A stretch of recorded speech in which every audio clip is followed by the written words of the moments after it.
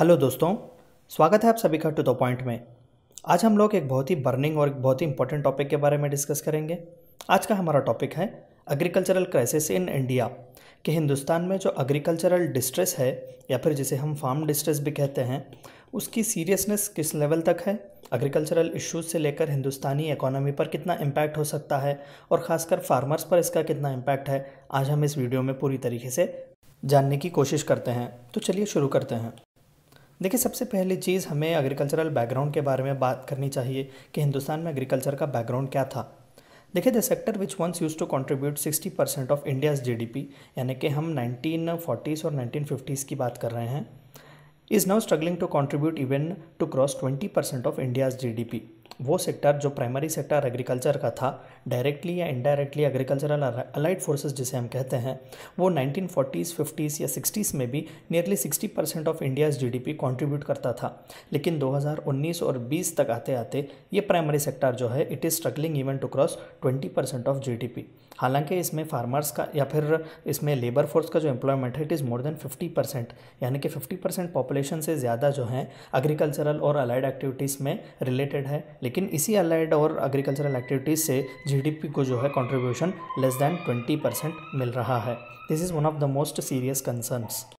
Agriculture in India is undergoing a structural change leading to a crisis situation. अब ये structural change क्या है? देखिए, प्राइमरी, सेकेंडरी और टेरिशरी सेक्टर्स हैं। प्राइमरी में एग्रीकल्चर और अलाइड एक्टिविटीज़, सेकेंडरी में मैन्युफैक्चरिंग इंडस्ट्री और टेरिशरी में जो है सर्विस सेक्टर है। तो स्ट्रक्चरल चेंज जब हम कहते हैं तो it is movement of people from primary to secondary और primary to territory sector.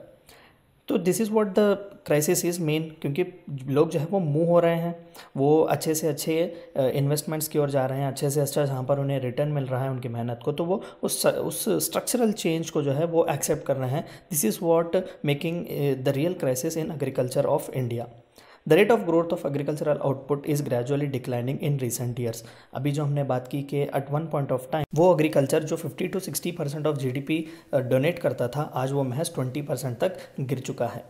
The performance of agriculture by crop categories also clearly indicates the slowing down process of agriculture in India. Rice, paddy, मेज़, ये जितने भी अलग अलग तरीके के crops जो हैं, उसमें भी प्रोडक्टिविटी कहीं ना कहीं कम होती जा रही है। Even this is a serious concern. It is alarming that India is moving towards a point of no return from being self-reliant nation of food surplus to a net importer of food. देखिए, हिंदुस्तान की जो स्थिति है, जो गतिविधि है agriculture को लेकर आज के ज़माने में, वो कहीं ना कहीं जो कि एक सेल्फ रिलायंट नेशन जो हम थे, वो कहीं ना कहीं हम नेट इम्पोर्टर ऑफ फूड की तरह बन रहे हैं। यानी कि ख़ुद का अनाज उगाने से लेकर हम किसी दूसरे कंट्री से जो है हमारे फूड के नीड्स को या फिर हमारे फूड की फैसिलिटी को पूरा करने के लिए गुड्स इंपोर्ट करने के दरार पर है, या फिर हम उस दिशा में जा रहे हैं, which is again a serious concern.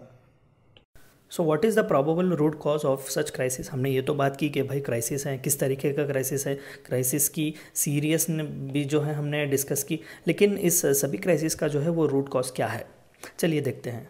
Agriculture is no more a profitable economic activity when compare to other enterprises. अभी है जो हमने कहा कि सेकेंडरी और टेरिशरी सेक्टर्स में जो है लेस इन्वेस्टमेंट और मोर रिटर्न आपको मिल रहे हैं, less hard work and more return आपको मिल रहे हैं।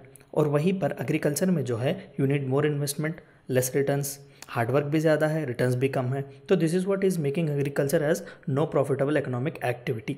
People are not ready to get themselves engaged with agriculture or agricultural allied activities. Income derived from these activities is not sufficient enough to meet the expenditure of cultivators. कि भाई जितना जो हम पैसा डाल रहे हैं, हमें उसका रिटर्न प्रॉफिट आना तो दूर, जितना पैसा हमने लगाया है उतना पैसा भी हमें नहीं मिल रहा है। कि फार्मर्स जितना जो पैसा लगा रहे हैं एक्सपेंडिचर के लिए, वो भी उनके लिए वापस नहीं आ रहा है। प्रॉफिट्स कमाना तो बहुत दूर की बात है। Dependence on rainfall and climate, जैसा कि हम जानते हैं कि Indian monsoon place gambles over Indian agriculture.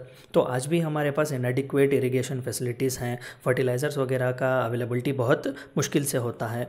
तो इस तरीके से dependence on rainfall and climate is also a root cause for such crisis. Liberal import of agricultural products, बिल्कुल हम चाइना से, मलेशिया से, या फिर हम मिडिल ईस्टर्न कंट्रीज से ज़्यादातर, या फिर इवन वेस्टर्न कंट्रीज से भी जो है हम अपने राइस प्रोडक्ट्स इंपोर्ट करते हैं। तो बहुत ही एक लिबरल हम इंपोर्ट पॉलिसी रखते हैं और एक बहुत ही हमारा एक लिबरल एग्जिम पॉलिसी है एग्रीकल्चरल प्रोडक्ट्स को लेकर। रिडक्शन इन एग्रीकल्चरल सब्सिडीज़, अब सरकार का इंटरेस्ट जो है पूरा वो सेकेंडरी और टेरिशरी सेक्टर पर ज़्यादा है, क्योंकि एग्रीकल्चर में इंपॉर्टेंस देना या एग्रीकल्चर में इन्वेस्ट करना उन्हें लग रहा है कि is a waste of time. तो रिडक्शन इन एग्रीकल्चरल सब्सिडीज़ को भी जो है उन्होंने रिड्यूस कर दिया है। This is again is paving way for crisis. Lack of easy credit to agriculture and dependence on money lenders. देखिए, institutional credit is again one of the most important factors leading to the crisis of agriculture in India specially, क्योंकि देखिए सरकार जब मदद करती है तो वो लोन्स देती है, लोन्स फ्री ऑफ इंटरेस्ट देती है, लेकिन जब सरकार सब्सिडीज़ नहीं देगी, लोन्स नहीं देगी, तो ये गरीब फार्मर जो है वो मनी लेंडर्स के पास जाएंगे हु अगेन लूट them indirectly. Decline in government investment in agricultural sectors, अभी हमने देखा कि भाई सेकेंडरी और टेरिशरी सेक्टर्स में रिटर्न ज़्यादा है, मेहनत कम और पैसा ज़्यादा है, तो सरकार को लगता है कि पैसे क्यों हम उसमें खर्च करें। Conversion of agricultural lands for alternatives, जो फर्टाइल एग्रीकल्चरल लैंड्स हैं वो किसी ना किसी दूसरे यूजेस के लिए हम इस्तेमाल कर रहे हैं, चाहे वो इंफ्रास्ट्रक्चर बिल्डिंग के लिए हो, या फिर कैपिटल सिटीज़ बनवाने के लिए हो, या फिर अर्बनाइजेशन के लिए हो। तो इस तरीके से फर्टाइल लैंड को, एग्रीकल्चरल लैंड को जो है अदर यूजेस के लिए भेजा जा रहा है, अदर यूजर्स के लिए जो है उन्हें डाइवर्ट किया जा रहा है। There is a bitter truth which we got to accept, let us know what is that bitter truth. देखिए, agricultural crisis in India is very vast, no doubt, likely to hit all the other sectors and the national economy in several way। महज primary, secondary और tertiary sectors जो है ये interconnected है कहीं ना कहीं, तो किसी भी एक सेक्टर पर इफेक्ट तीनों सेक्टर पर इफेक्ट पड़ता है। तो प्राइमरी सेक्टर पर यानी कि एग्रीकल्चर पर, या फिर agricultural crisis also would affect the other sectors of economy. तो हाउ विल इट इफेक्ट? देखिए, there shall be adverse effect on food supply. सबसे पहले तो there will be a mismatch in food supply. जितने लोग हैं 130 करोड़ की जो आबादी है हमारी, इन सभी के लिए जो है वो एडिक्वेट फूड सप्लाई हमें नहीं मिलेगा। तो सबसे पहले एडवर्स इफेक्ट फूड सप्लाई पर पड़ेगा। और जो दूसरी चीज़ है, prices of food grain they will no doubt increase. हमने ये कहा कि लिबरल इंपोर्ट पॉलिसी है हमारी, जबकि 130 करोड़ लोगों को नीड्स को, जो फूड नीड्स को कैटर करना है, तो हमें कहीं ना कहीं प्राइसेस के, जो फूड ग्रेन्स के जो प्राइसेस है वो भी बढ़ाने पड़ेंगे। This will no doubt hard hit the economy. Cost of living will also increase, बिल्कुल। हेल्थ एंड न्यूट्रिशन, गरीब पहले से ही गरीब है, अब तो वो अफोर्ड भी नहीं कर पाएगा costly food grains. Poverty, yes, unemployment, बिल्कुल। जैसे कि हमने देखा कि ये तीनों सेक्टर्स जो है इंटरकनेक्टेड है विथ ईच अदर। क्राइसिस किसी भी सेक्टर में क्यों ना हो, बाकी के दो सेक्टर्स जो है वो बहुत हार्ड इससे हिट होते हैं। Labour market, yes. Land loss from agriculture, बिल्कुल। अभी हमने देखा कि there were diversions of fertile lands for other process or for other uses. Foreign exchange earning, बिल्कुल, जो कि हमारी एग्जिम पॉलिसी है, ज़्यादातर लिबरल जो एक्सपोर्ट या फिर एक इम्पोर्ट एग्रीकल्चरल प्रोडक्ट्स के लिए जो हम पॉलिसी इस्तेमाल करते हैं, nowhere that would also affect the foreign exchange earnings. भाई, तो फिर इसके लिए रेमेडी क्या अवेलेबल है? What is the remedy available, कि हम आखिरकार कर क्या सकते हैं? देखिए, make agriculture a profitable enterprise and attract farmers to continue the crop production activities. Farming को जो है एक प्रॉफिटेबल एंटरप्राइज बनाइए, सब्सिडी दीजिए, सरकार को कहिए कि इन्वेस्टमेंट्स उसमें बढ़ाएं, इंफ्रास्ट्रक्चर जो एग्रीकल्चर के लिए चाहिए वो बढ़ाएं, ताकि एग्रीकल्चर को जो है एक प्रॉफिटेबल एक एंटरप्राइज हम बना सकें। अभी हमने देखा कि India uses an liberal import or export policy for food grains. भाई, उस पर थोड़ा सा काम आप कीजिए, ताकि फार्मर्स को जो है कुछ पैसा बचे for the return of their hard work and investment.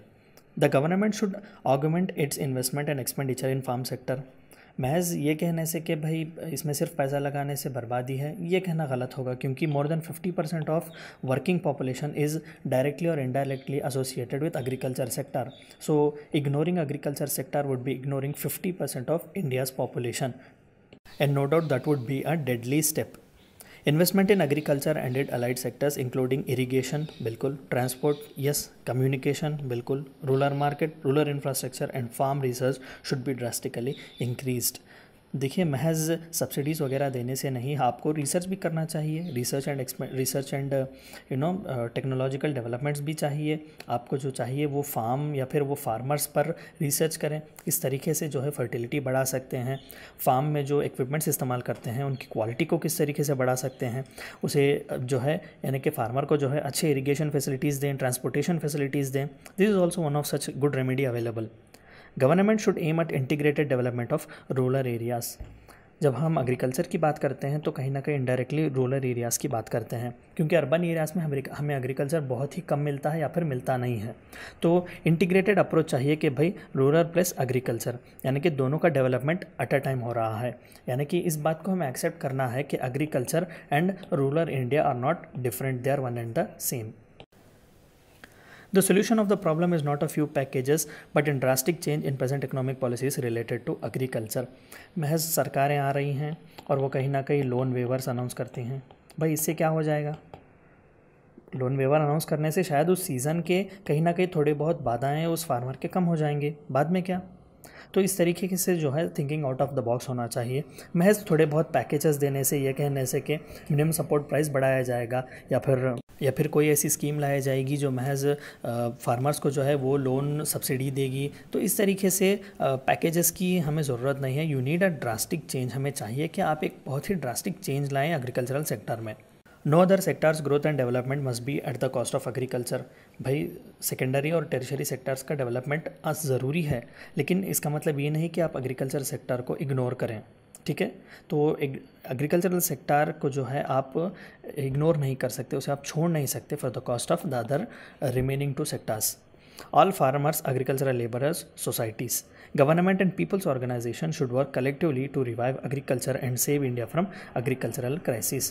तो इसके लिए चाहिए कि सभी जो है NGOs हैं, हम हैं, गवर्नमेंट है, पीपल्स ऑर्गेनाइजेशन है, अलग अलग एग्रीकल्चरल लेबर्स है, फार्मर्स हैं, उन सबको एकजुट होना चाहिए, डिमांड करना चाहिए और आगे बढ़ना चाहिए। तो ये थी चंद बातें एग्रीकल्चरल क्राइसिस इन इंडिया के बारे में। अगर आपको मेरा वीडियो पसंद आया हो तो please like, share, subscribe and comment. तो मिलते हैं अगले वीडियो में एक नए टॉपिक के साथ। Thank you for watching my video.